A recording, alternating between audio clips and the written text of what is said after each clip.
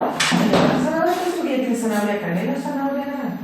Ah, no tiene canela naranja. Bien, ¿estamos listos? Pregúntale qué hace.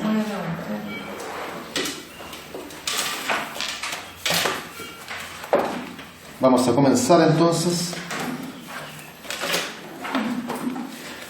Vamos a comenzar la primera parte de la clase. Vamos a destinar a estudiar la prueba testimonial y luego en la prueba testimonial veremos la confesión. Ayer vimos los instrumentos públicos, vimos los instrumentos privados, es decir, el día de ayer lo destinamos a estudiar lo que es la prueba instrumental. Vamos a continuar con otro medio probatorio que también es bastante importante, se pregunta, ya hay que manejarlo, y que es la prueba en este caso testimonial, es decir, los testigos. Y vamos a partir definiendo lo que son los testigos.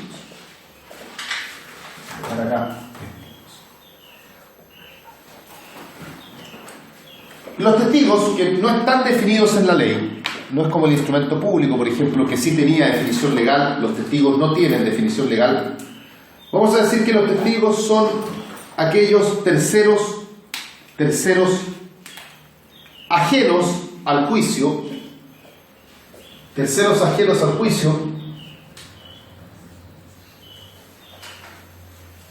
que declaran sobre los hechos controvertidos,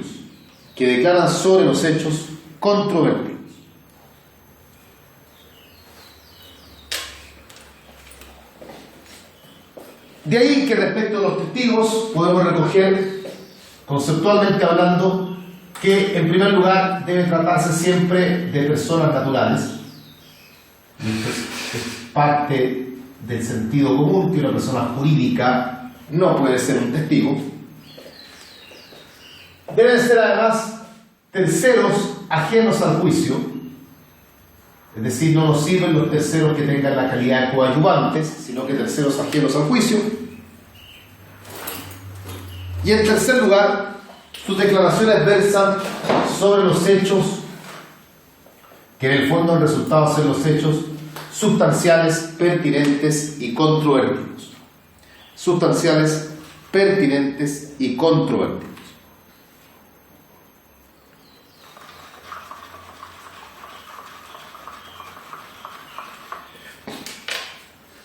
¿Cómo se clasifican los testigos?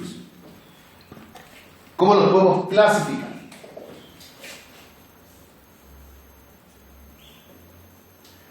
Vamos bien. En primer lugar, atendiendo a la forma como han tomado ellos conocimiento de los hechos, tenemos en primer lugar los testigos presenciales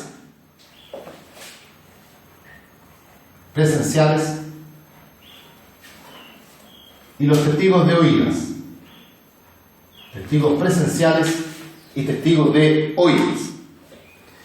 Los testigos presenciales son aquellos testigos que han estado en el lugar y en el momento en el que han ocurrido los hechos,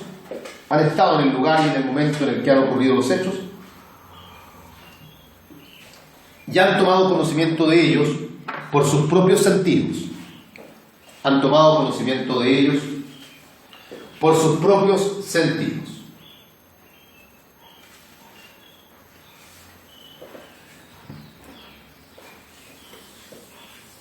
Los testigos de oídas, en cambio, son los testigos que no se encontraban presentes en el lugar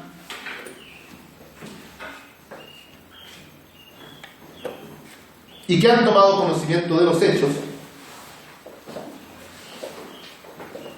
a través del relato efectuado por otras personas.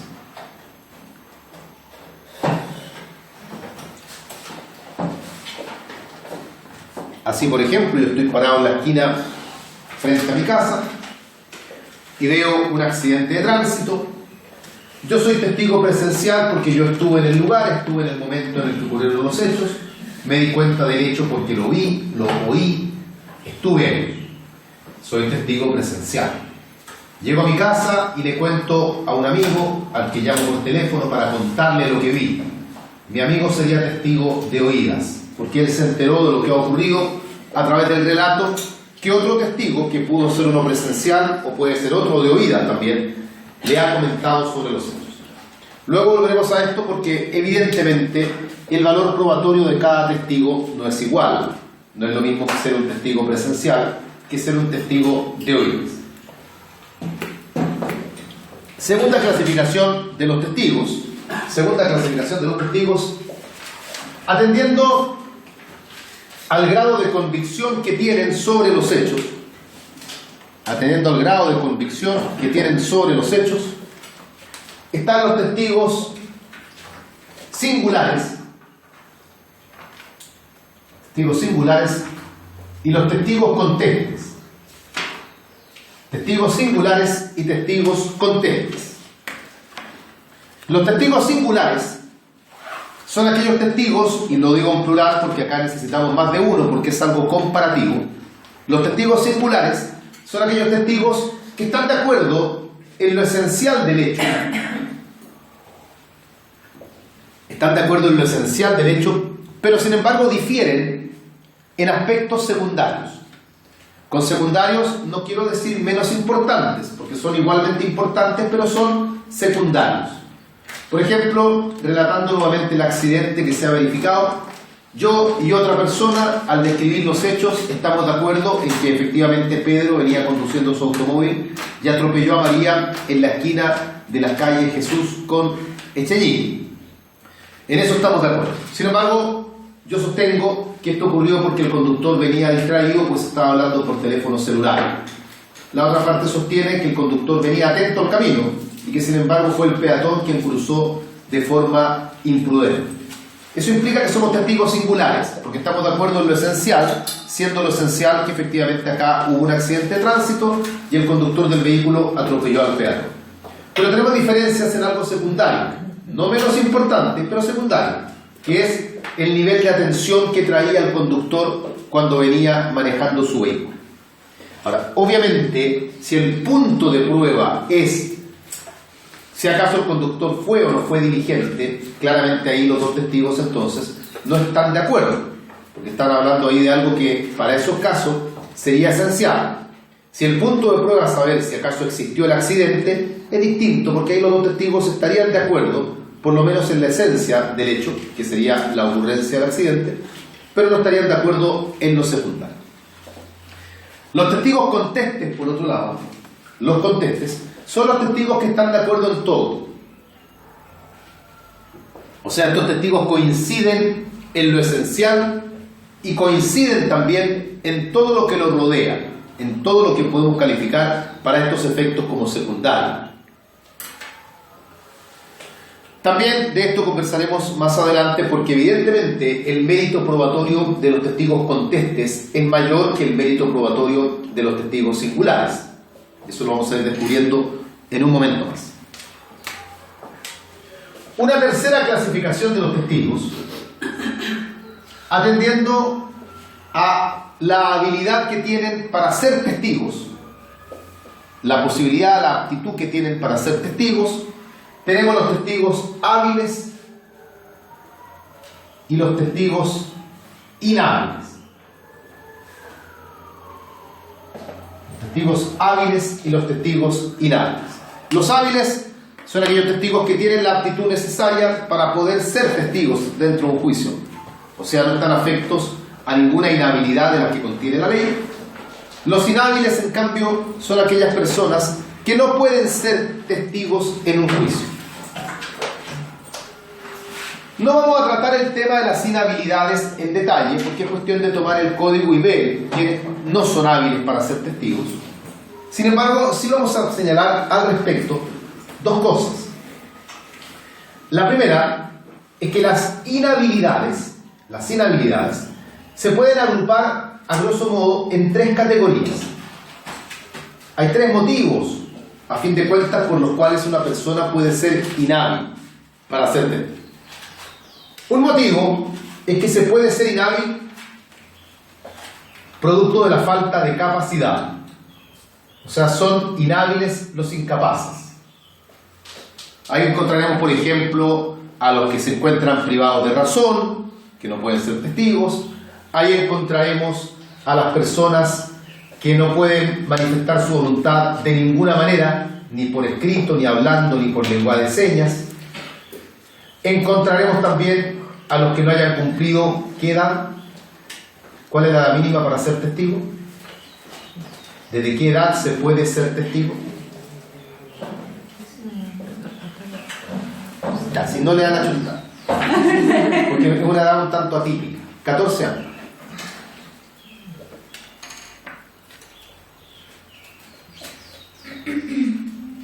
Igual con menos de 14 años se podría ser testigo dependiendo del tipo de materia y si el juez estima que se actuó o no con discernimiento. Ya ese es un tema que va a depender del caso a caso.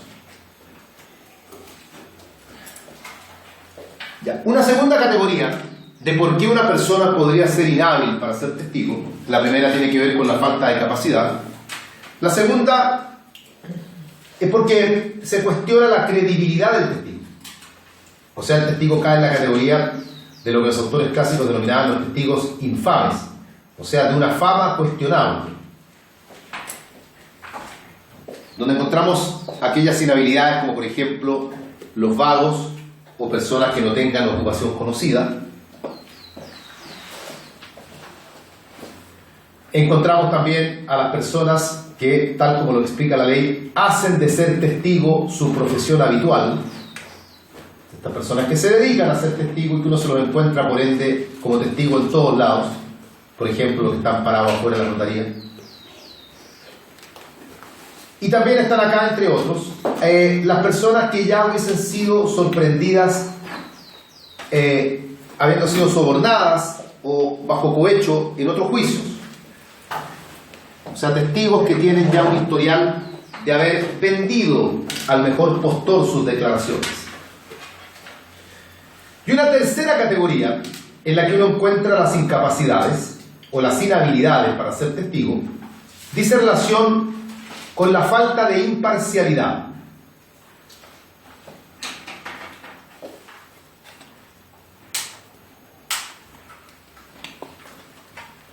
Es decir, aquellas personas que en opinión del legislador no van a contar con la objetividad suficiente para ser testigos, carecen de objetividad. Por ejemplo, el cónyuge, el conviviente civil, ciertos parientes, los que tengan una amistad conocida con alguna de las partes, o por el contrario, los que tengan una enemistad declarada con alguna de las partes. O sea, cualquier fenómeno desde un punto de vista ahora subjetivo, en el cual uno pueda comprender que justamente a raíz de esa subjetividad no se va a tener probablemente el nivel de imparcialidad que exige la ley. Dígame. ¿Existe la clasificación de parientes directos e indirectos? O sea, en la ley no. Se habla de consanguíneos, afines, sí, línea recta, línea colateral. Eso no existe. No, porque ¿cuál sería el criterio para decir si una persona es pariente directo o indirecto? No me acuerdo del ejemplo, pero una vez tuve una discusión y me hablaban del pariente directo e indirecto. Es que no, legalmente no. Pero legalmente no existe. El parentesco está calificado en el título preliminar del Código Civil, no habla nunca el Código, y eso es aplicable a toda la legislación, nunca explica lo que es un pariente directo e indirecto, a menos que, y ahí yo lo ignoro, que para algún tema puntual, alguna ley divida a los parientes en directos e indirectos. Por ejemplo, voy a inventar, no tengo idea, pero imagínate que en la ley de seguridad social se diga, o se hable de parientes directos e indirectos y se mencionen conceptos, eso lo ignoro. Pero por lo menos en estas materias, en el derecho civil en general, esa denominación de parientes directos e indirectos no existe. Pero puede haberla, sí, puede haber en alguna ley una calificación de sí. Bien, entonces un tema que quería comentar rápidamente sobre los testigos, sobre el tema de la habilidad de los testigos, es justamente el saber que los testigos que son inhábiles lo son usualmente porque caen dentro de alguna de estas tres categorías. Lo otro es cómo se hacen valer las inhabilidades en el juicio, cómo yo reclamo la inhabilidad de un testigo. Y aquí hay que distinguir, porque los testigos que son inhábiles por falta de capacidad, esa inhabilidad normalmente la declara el propio tribunal, es decir, el tribunal no acoge la declaración de aquellos testigos que tienen una inhabilidad basada en la falta de capacidad. O sea, llega una persona que está privada de razón a testificar, no le van a acoger su declaración. O llega un niño de 5 años a ser testigo, el tribunal no le va a tomar declaración. Las otras, las que caen en las otras dos categorías, esas no las va a declarar el tribunal, sino que la tiene que reclamar la contraparte a través de las tachas. Que ya vamos a conversar en un momento más lo que son las tachas. No lo vamos a ver ahora, lo vamos a ver si en un momento. Las tachas son el medio frente al cual se representa la falta de habilidad de un testigo. A mí la contraparte me presenta un testigo y yo descubro que ese testigo es el hermano de la contraparte, yo entonces lo tengo que tachar. Si no lo tacho, su declaración va a ser recibida por el tribunal. Ahí la carga procesal la tiene la contraparte, quien tendrá que tachar al testigo. Veremos luego que los testigos son tachados antes de declarar. No se destacha después. Pero eso no impide que declare, ¿cierto? Lo vamos a conversar. El testigo tachado puede declarar igual. Vamos a hablar de eso en un momento. No se le tacha luego de que habla. Yo no veo si lo que él dice me conviene o no me conviene para luego tacharlo, sino que yo lo tacho justamente para demostrar con ello que en el sistema chileno las tachas no tienen que ver con el contenido de la declaración, sino que tienen que ver con la habilidad del testigo. Veremos que hay un caso, sin embargo, en que se puede tachar a un testigo luego de que haya declarado. Pero es una situación bien excepcional. Bien, uno los tacha antes que empiecen a declarar. Sin embargo, uno puede iniciar la deposición haciéndole ciertas preguntas para elaborar la tacha, ¿ya? Porque a lo mejor yo no tengo idea si es pariente o no es pariente, entonces yo puedo abrir el interrogatorio preguntándole si es pariente y ahí lo puedo tachar. ¿Cuándo yo ya no lo puedo tachar? Cuando el testigo ha comenzado a declarar sobre los hechos, ¿ya? Porque algunos textos por ahí dicen que al testigo no se le puede tachar una vez que ya abrió la boca para empezar a hablar. Sí, no está mal dicho, porque en el fondo es eso. Pero al testigo inicialmente uno le puede hacer ciertas preguntas para tratar de construir la tacha, ¿ya? ¿Cómo conoció usted a la parte a la que representa? No la representa, pero a la parte por la cual usted declara, ¿cómo lo conoció? Para tratar de elaborar desde ahí una posible tacha y luego uno lo tacha. Pero cuando el testigo ya comienza a hablar de los hechos para los cuales fue traído ante el tribunal, ahí uno ya no lo puede tachar. Bien,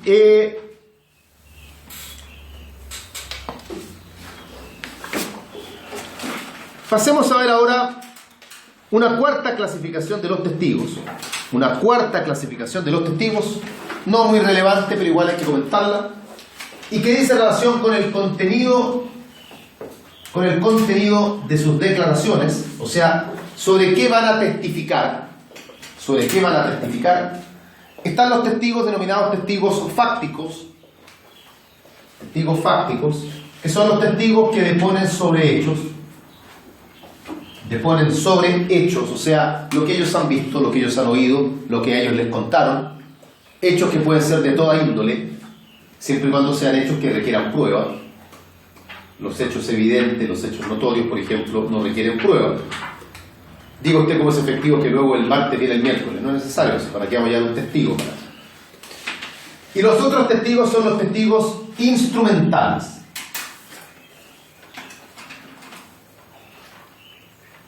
Los testigos instrumentales son los testigos que estuvieron presentes al momento en que se suscribió un instrumento público o un instrumento privado. O sea, también deponen sobre hechos, pero en este caso es un hecho puntual.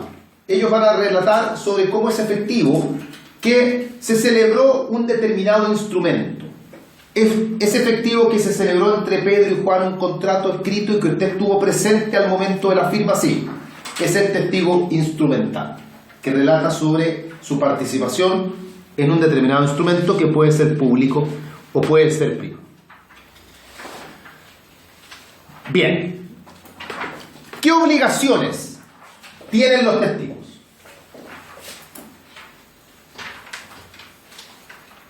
¿Qué obligaciones pesan sobre los testigos? Tenemos En primer lugar, la obligación de concurrir a declarar. Concurrir a declarar. Como se trata de terceros a quienes se les está pidiendo que concurran ante el tribunal, la notificación se les practica por cédula, pudiendo ser también una notificación personal, porque sabemos ya que siempre se puede notificar de manera mejorada frente a lo que proponga la ley, y la notificación personal, a fin de cuentas, es la más perfecta de todas las notificaciones. Así que la primera obligación del testigo es concurrir a la audiencia. Esto implica que debe asistir el día y la hora a la que esté citado por el tribunal.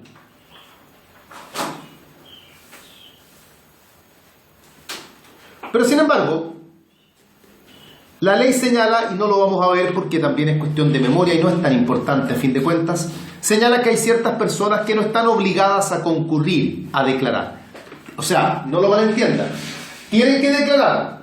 Lo que pasa es que no tienen la obligación de hacerlo concurriendo al tribunal y por lo tanto pueden declarar por escrito. Por ejemplo, el presidente de la República no tiene que ir al tribunal a prestar su declaración, pero igual tiene que declarar y lo hará por escrito. Los ministros de Estado, los diputados, los senadores y una serie de autoridades públicas que, como les digo, no viene al caso aprendérselas todas. También las personas que tengan inmunidad diplomática no tienen tampoco que ir personalmente a declarar.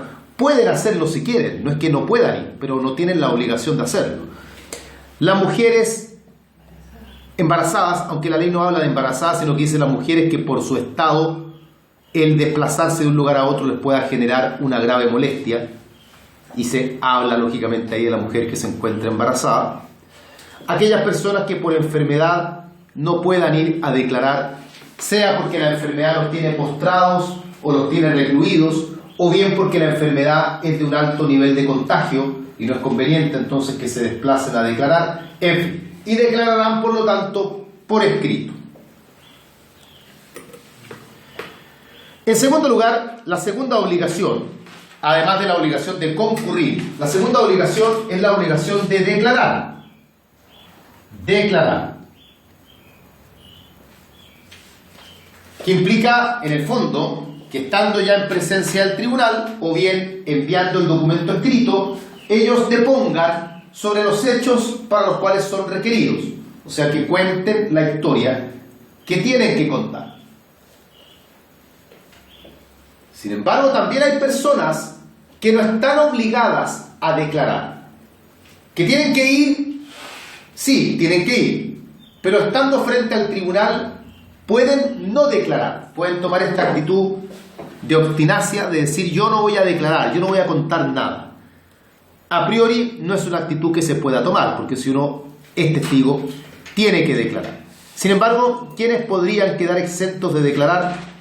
Por ejemplo, los abogados que están amparados por el secreto profesional. Y no me refiero al abogado de las partes, porque el abogado no puede ser citado como testigo. Otro abogado que también tenga conocimiento de los hechos, porque como cliente le fueron relatados desde un cliente, entonces secreto profesional. Los médicos o funcionarios del área de salud, amparándose en el privilegio médico-paciente, también pueden guardar silencio y no están obligados a declarar. Y un último ejemplo que es bastante sencillo, los eclesiásticos que estén amparados por el secreto de confesión, que también puedan entonces no relatar ciertos hechos que conozcan.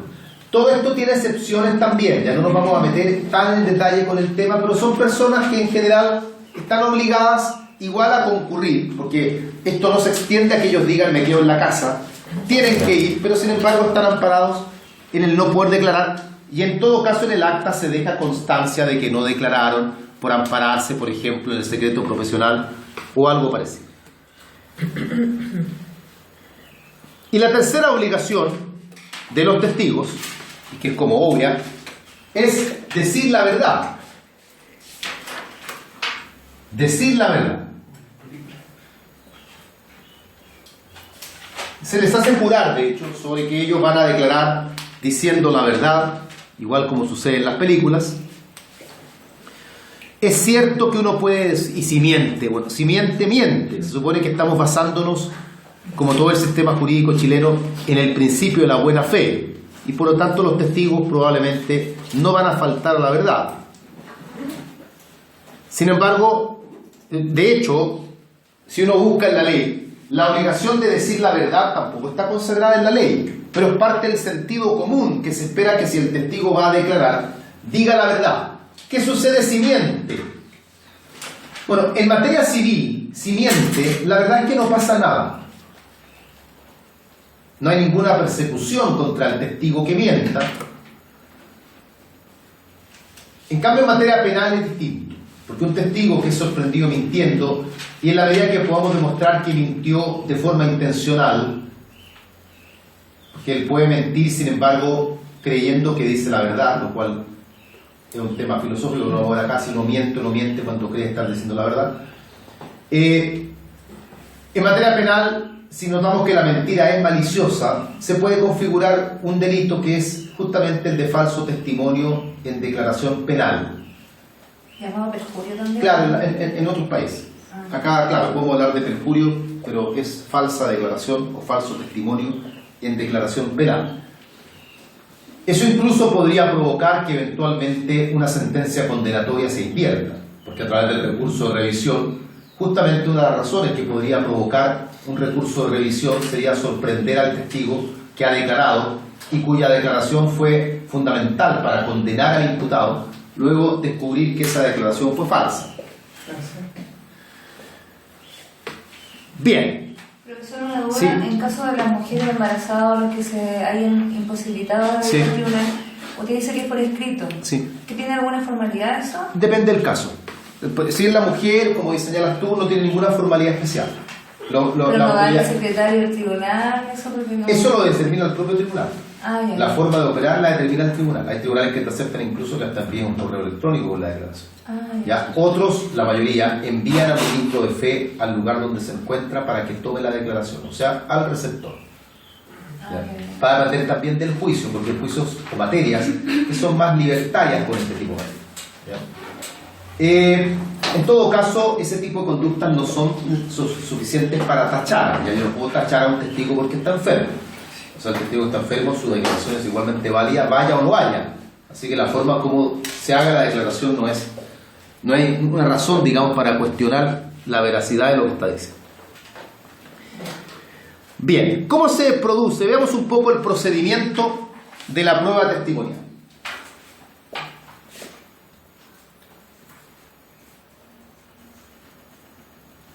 De aquí vamos a retomar algunas ideas que hemos ido señalando en su momento. Primero que todo, convengamos cuáles son las oportunidades procesales para rendir prueba testimonial. O sea, en qué momento declaran los testigos. Puede haber prueba testimonial de manera excepcional como medida prejudicial. No es muy común, pero podría ocurrir que a través de una medida prejudicial un testigo declare. Eso puede ser, por ejemplo, bajo la idea que la parte que lo solicita sostiene que el testigo piensa desplazarse fuera del país y por ende cuando le toque la oportunidad dentro del juicio de ser testigo no va a estar y va a ser muy difícil ubicarlo, o que por razones de salud se pueda temer por su vida, en fin, y por ende se solicita que declare anticipadamente. Ahí declara sobre los hechos para los cuales se le solicite la declaración. Entendamos que a esa altura no hay juicio todavía y menos existen por ende puntos de prueba a esa altura. La segunda oportunidad en la que puede declarar es que lo haga dentro del término probatorio. Dentro del término probatorio, que es la forma habitual como debiera declarar el testigo. Sea ese término probatorio el ordinario, el extraordinario o el especial. No olvidemos que cuando vimos los términos probatorios, dijimos precisamente que si hay una prueba con la que el término probatorio guarda mayor afinidad, es con él, con la testimonial. Y la tercera oportunidad en la que podría declarar es como medida para mejor resolver. En ese caso, cuando declara como medida para mejor resolver, es porque el propio tribunal lo ha llamado para que declare. Esta declaración no se presta a solicitud de las partes, sino que el tribunal llama a un testigo para que declare. No olvidemos, esto también lo vimos ya, que como medida para mejor resolver, el testigo que es citado a declarar solo puede ser aquel testigo que ya hubiese declarado. O sea, no se puede llamar a testigos nuevos como medida para mejor resolver. Tienen que ser los testigos que ya hubiesen declarado, y además solo pueden declarar para aclarar sus dichos. O sea, no se les puede citar para que resuelvan nuevas preguntas, sino que solamente para que aclaren lo que ya hubiesen declarado anteriormente.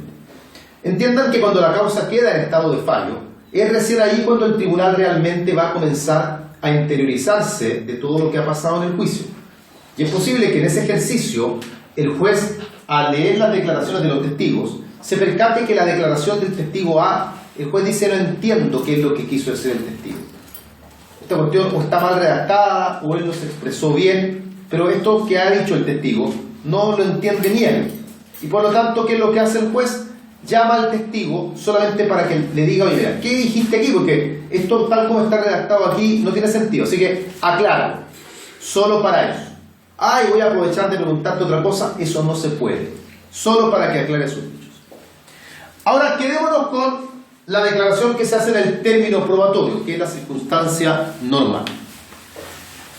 Sabemos que para ello, para que una parte pueda aprovechar la prueba testimonial, dentro de un plazo determinado que va a ir variando dependiendo del tipo de procedimiento, debe presentar la lista de testigos. Por ejemplo, si es un juicio ordinario, la lista de testigos se presenta hasta dentro de los 5 primeros días del probatorio. Si es juicio sumario, se presenta hasta dentro de los 2 primeros días. Y así va a ir variando dependiendo del tipo de procedimiento. Si no se presenta la lista de testigos, lisa y llanamente esa parte no puede valerse de la prueba testimonial, o sea, pierde el derecho a presentar testigos. Por lo tanto, presentar la lista es una carga procesal. No es una obligación, porque si yo no quiero testigos, no presento ninguna lista. Pero es una carga porque si yo quiero recurrir a la prueba testimonial, tengo que acompañar, tengo que presentar la lista de testigos. En esa lista hay que individualizar a los testigos, señalar nombre y apellidos, y especialmente indicar el domicilio. Esto último es fundamental, puesto que dado que debemos notificar por cédula, tenemos que saber dónde el testigo vive para que se pueda efectivamente practicar la notificación. El testigo no cuenta con mandatario judicial porque no es parte en el juicio, por lo tanto no podemos notificar a un abogado aquí. Hay que notificar directamente al testigo.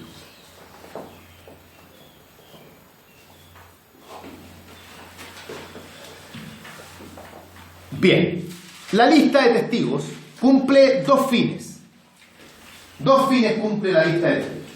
Uno, por un lado, saber cuáles son los testigos que la parte puede presentar. No está obligado a presentarlos a todos, pero los que presente tienen que salir de la lista de testigos. No pueden traerse testigos que estén fuera de la lista. Esa es una función. Y la otra, haciendo eco de lo que vimos hace un momento atrás, la lista de testigos le sirve también a la otra parte para ir preparando las tachas. Porque así, si yo sé qué testigo presentó la contraparte, voy a hacer mi investigación para saber si entre esos testigos hay algún pariente, hay alguna persona que tenga una fama cuestionable, hay alguna persona que tenga amistad conocida, en fin, y de acuerdo a ello, en su momento yo deduciré las tachas respectivas. ¿Cuántos testigos puede haber en la lista? También lo hemos conversado en alguna oportunidad. No hay límite para los testigos que están en la lista. Yo puedo presentar en la lista a la cantidad de testigos que estime pertinente.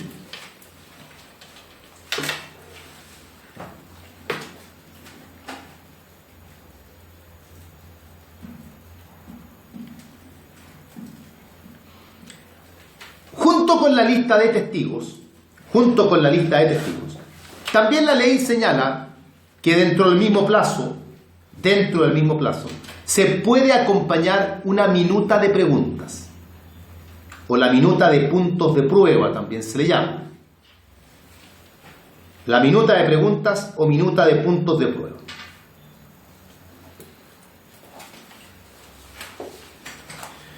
La minuta sirve para que al momento en que el testigo deba ser interrogado, la parte que lo presenta tenga de alguna forma el control sobre las preguntas que se le harán.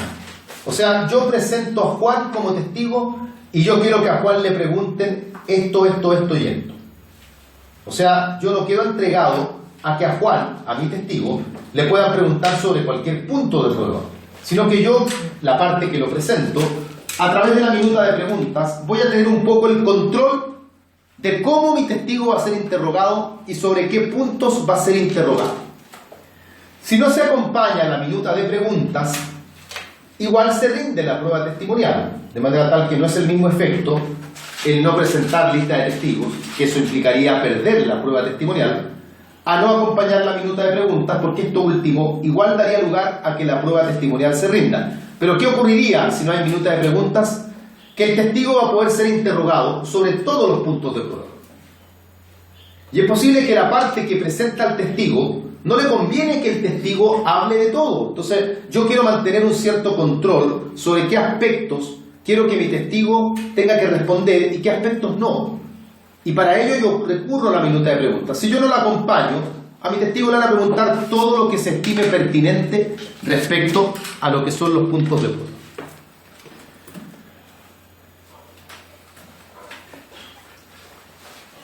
Bien.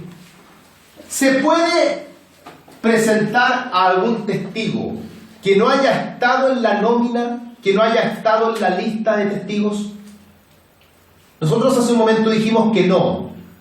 Y mantenemos, hasta cierto punto, mantenemos nuestra respuesta. De hecho, esa es la forma de responder, digamos. La función, precisamente, de la lista de testigos es señalar quiénes son los testigos que van a declarar. Sin embargo, la ley permite, en un caso, que se pueda presentar un testigo que no haya estado en la lista.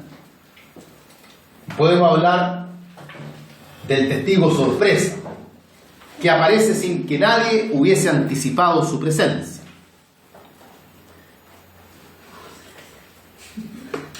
Este testigo que declara sin estar en la lista, declara porque la parte que lo presenta, alega lo siguiente, alega el no haber tenido conocimiento de la existencia del testigo al momento de presentar la lista de testigos. O sea, yo no tenía idea que este testigo existía, me enteré recién. Hay que solicitar al tribunal autorización para que declare, no es que yo llegue con él, sorpresa, miren lo que traje, no, sino que hay que solicitar autorización al tribunal, se puede generar un incidente,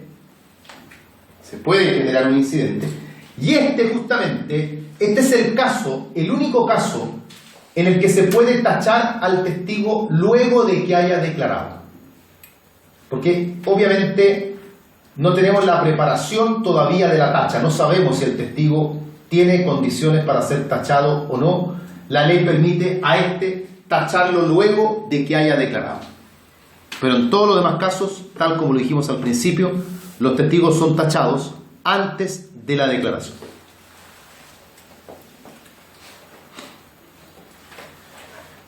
Bien, ¿qué tribunal es competente para recibir la prueba testimonial?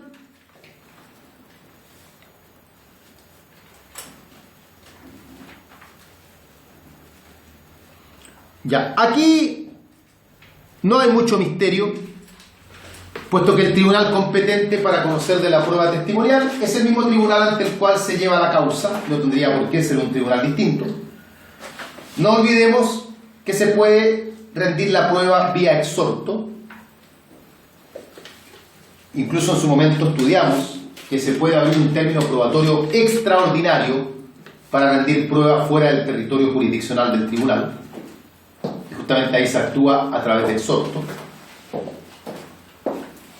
Pero esto entonces de acuerdo a las reglas generales, no hay ninguna particularidad especial sobre este tema.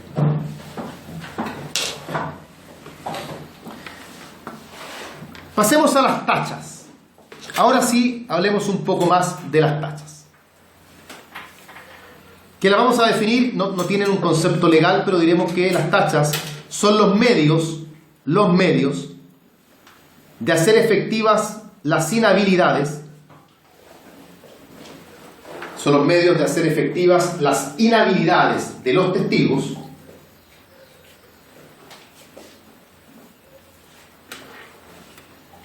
provocando con ello que sus declaraciones sean desestimadas. Que sus declaraciones sean desestimadas.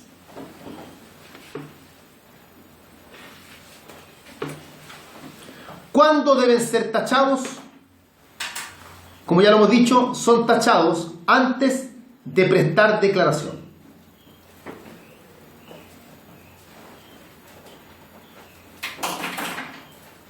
Ahora bien, en el caso del testigo que fue presentado fuera de lista, que fue el que hablábamos recién, ese puede ser tachado después de haber declarado. ¿Cuándo después? En el caso de ese testigo en particular, la tacha tiene que deducirse dentro de 3 días luego de la declaración.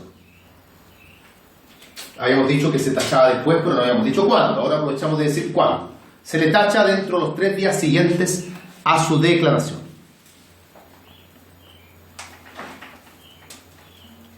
Las tachas se tramitan como incidente.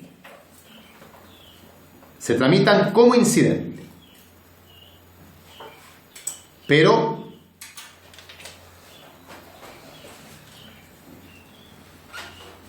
el estar tachado no impide que el testigo declare. O sea, el testigo tachado declara igual.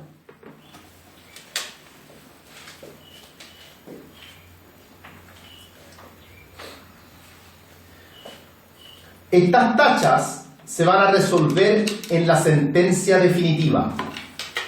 Es decir, la tacha es de aquellos incidentes que no se resuelve de inmediato, sino que se resuelve cuando se dicta la sentencia definitiva. Por lo tanto, si a mí me tachan un testigo, el abogado tiene que ponderar qué le conviene. ¿Lo hago declarar o no lo hago declarar? Si yo pienso que el testigo está bien tachado, lo más conveniente en ese caso es que yo no lo haga declarar y lo reemplace por otro testigo que esté en la lista. No olviden que la lista tiene una cantidad de testigos que es ilimitada. En cambio, y esto lo hemos visto antes, no lo dije en su momento, digámoslo ahora de todas maneras, ¿cuántos testigos pueden declarar? Hasta por 6 testigos por cada punto de prueba, que es el límite máximo de testigos que declaran. O sea, si hay 3 puntos de prueba, puede haber 18 testigos. Pero la cantidad de los testigos de la lista puede ser mucho mayor. Y esta es una de las razones. Me tacharon a un testigo, bueno, lo reemplazo por otro. Pero ese otro tiene que estar en la lista. Por otro lado, si yo veo que el testigo fue tachado con la sola finalidad de amedrentarme para que yo lo saque, o sea, hay un bluff donde me están tachando un testigo y yo creo que no hay fundamento para tacharlo, yo puedo presentarlo a declarar igual y tendré que esperar hasta la sentencia definitiva para ver qué resuelve el tribunal. Lo malo de esto último es que si el tribunal me lo tacha, a esa altura yo ya no lo puedo reemplazar, o sea, ya perdí un testigo en la declaración. Obviamente, si ese testigo es un testigo que para mí es importante, voy a tener que provocar que declare igual. Pero si es un testigo que va a decir lo mismo que podría decir cualquier otro, mejor todavía es sacarlo. ¿Importa la cantidad de testigos que presenten? La verdad que en principio no, pero puede llegar un momento, eso lo vamos a ver ahora, en que podría importar quién haya presentado más testigos. Pero la primera inclinación del legislador no es darle la razón al que presenta más testigos, sino que importa mucho más la calidad del testigo que la cantidad que tenga. Ya vamos a hablar de eso en un momento. Esto en cuanto a las tachas, entonces. Se tramitan incidentalmente, el testigo tachado igual puede declarar y la tacha se va a resolver luego en la sentencia definitiva. El efecto de la tacha es que el testigo tachado se debe mirar como un testigo que no ha declarado, y por lo tanto el tribunal, cuando dicte sentencia, no puede tomar en cuenta la declaración de ese testigo. O sea, en términos simbólicos, el testigo tachado se borra del acta. Y si el juez llegase a tomar en cuenta la declaración de un testigo que ya está tachado, habría una causal de casación en la forma, porque se estaría entonces empleando un medio de prueba que no es un medio de prueba que haya sido rendido conforme a la ley. Para ir cerrando con la prueba testimonial, veamos ahora por último cuál es el valor probatorio de los testigos. El valor probatorio de la prueba testimonial. Y acá hay varias reglas. La primera regla: la declaración de un testigo, un solo testigo, es base de presunción judicial. Da lo mismo si era testigo presencial o de oídas. Un solo testigo servirá como base de presunción judicial.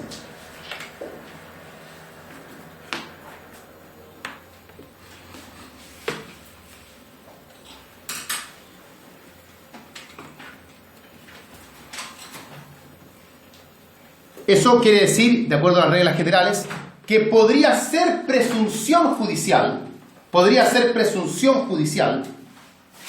cuando, de acuerdo al tribunal, la declaración del testigo tenga la gravedad y la precisión suficiente para constituir una presunción, que eso lo pondera el propio tribunal. Generalmente todos los hechos que sirven de base para una presunción judicial pueden llegar a ser presunción judicial cuando efectivamente son graves y son lo suficientemente precisos. Esa es la primera regla. La segunda regla. Dos o más testigos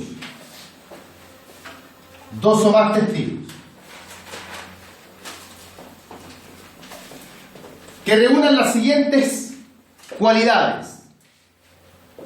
Dos o más testigos contestes. Dos o más testigos contestes. Sin tacha. Legalmente examinados.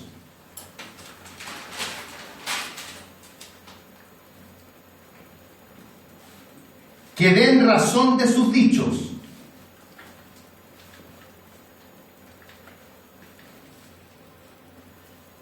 Y cuyas declaraciones no sean desestimadas por otro medio de prueba, no sean desvirtuadas por otros medios de prueba. Cuando sean todos esos requisitos, entonces ahí la declaración de los testigos constituye plena prueba. Este es el caso en que la declaración de testigos, la prueba testimonial, constituye plena prueba. Cuando son dos o más testigos contestes, sin tacha, legalmente examinados, que den razón de sus dichos y que por ende, y además cuyas declaraciones no sean desvirtuadas por otros medios de prueba, tenemos plena prueba. Si esos requisitos no concurren, volveremos a la regla inicial, es decir, servirá de base para una presunción judicial.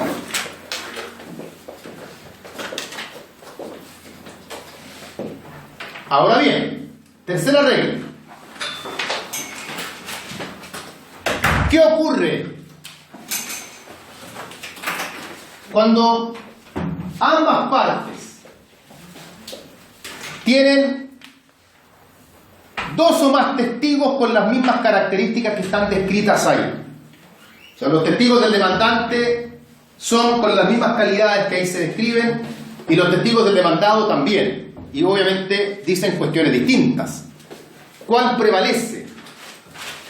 El legislador dice que el primer criterio, digamos, para hacer primar a los testigos de una parte por sobre los testigos de la otra es, primero que todo, los testigos que aparezcan mejor preparados, o sea, los que estén más instruidos sobre los hechos del juicio, los que manejen de manera más preparada el contenido de sus declaraciones.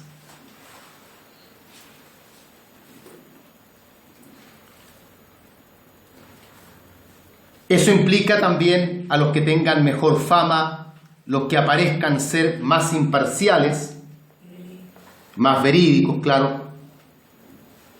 Por eso se dice que los testigos se pesan y no se cuentan, porque es mucho más importante la calidad que el testigo tenga que la cantidad. Si con ese criterio no logramos dirimir, porque todos los testigos están igual de bien o igual de mal preparados, o sea, no hay una prevalencia entre los testigos de un lado con los testigos del otro, dice la ley que ahí entonces primará el que tenga mayor número de testigos. Ahora sí la cantidad de testigos va a ser importante. Los que presenten mayor número de testigos, esos van a primar.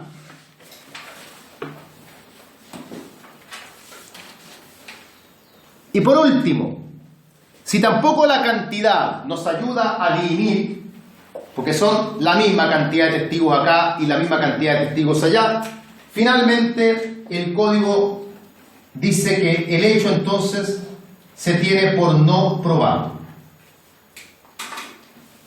Y no le da la razón ni a una parte ni a la otra. El hecho simplemente no se tiene por probado. O sea, a fin de cuentas, es como si los testigos no hubiesen declarado lisa y llanamente.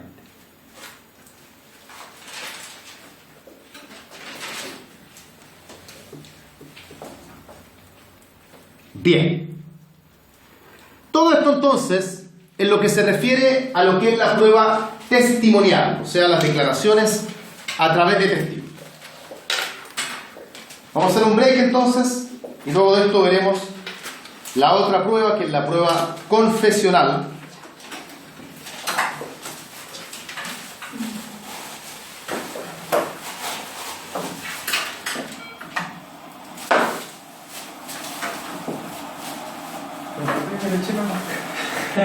Y ahí con eso veremos ya con la confesión, por lo menos los medios de prueba más importantes del proceso.